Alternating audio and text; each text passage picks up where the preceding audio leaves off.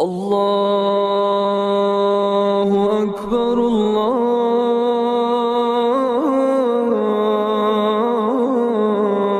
একসময় যে বাতাসে ভাসত আল্লাহু আকবার ধ্বনি, যেখানে হাইয়া আলাস সালাহ হাইয়া আলাল ফালাহ উচ্চারিত হয়ে মানুষকে কল্যাণ ও মঙ্গলের পথে আহ্বান জানানো হতো, ঠিক শেষ রাতে যেখান থেকে উচ্চারিত হতো আসসালাতু খায়রুম মিনান নাওম, সেই বাতাসে এখন ধ্বনিত হয় না কোনো আজান।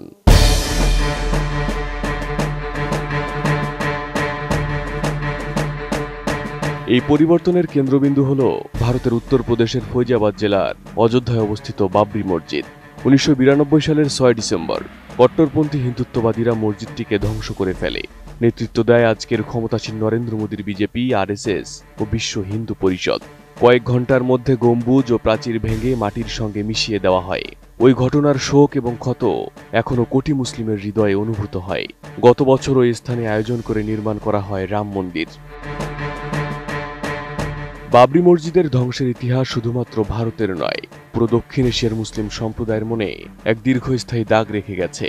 আর এই ক্ষতের জেরেই এবার পশ্চিমবঙ্গের মুর্শিদাবাদে আবারও তৈরি হচ্ছে বাবরি মসজিদ। গত 6 ডিসেম্বর ঠিক 33 বছর পর মুসলিম সম্প্রদায়ের মিলিত প্রচেষ্টায় মসজিদের ভিত্তিপ্রস্তর স্থাপন করা হয়েছে। মাথায় ইট নিয়ে দূর দূরান্ত থেকে হাজির হয় হাজার হাজার ধর্মপ্রাণ মুসল্লি। নতুন বাংলাদেশ গড়তে এলো জুলফিকার স্টিল। জুলফিকার স্টিল, ইস্পাত দৃঢ় অঙ্গীকার। এই মসজিদের ভিত্তিপ্রস্তর স্থাপন করেন তৃণমূল কংগ্রেস থেকে বহিষ্কৃত বিধায়ক হুমায়ুন কবির। তিনি জানান, এটি কোনো রাজনৈতিক প্রকল্প নয়, এটি জনগণের আকাঙ্ক্ষা। বাবরি মানে মুসলমানের ইতিহাস, মুসলমানের অভিমান, মুসলমানের অস্তিত্ব।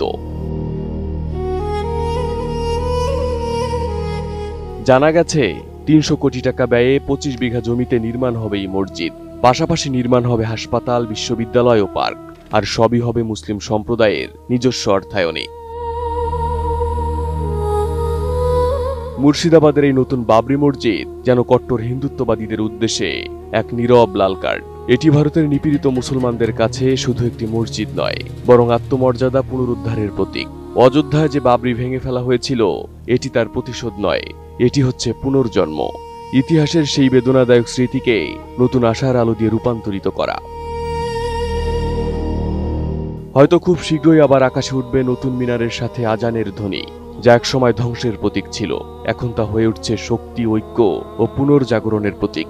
মুসলিম সম্প্রদায় প্রমাণ করছে ধ্বংস করা যায়, তবে আত্মমর্যাদা, ইতিহাস ও আশা কখনো মুছে যায় না। মুর্শিদাবাদে নতুন বাবরি মসজিদ নির্মাণের এই ঘটনা শুধু স্থানীয় মুসলমানদের নয়, পুরো দক্ষিণ এশিয়ার মুসলিম সম্প্রদায়ের মনে আশা ও গর্বের বার্তা পৌঁছে দিচ্ছে। ইতিহাসের দুঃখকে মনে রেখে নিপীড়িত মুসলমানরা যেন বলছে, বাবরি ফিরছে, ইতিহাস তার নিজের পথেই ফিরে যাচ্ছে। যতই বাধা আসুক, থামানো যাবে না এই প্রত্যাবর্তন। Arif Hasan, ATN news.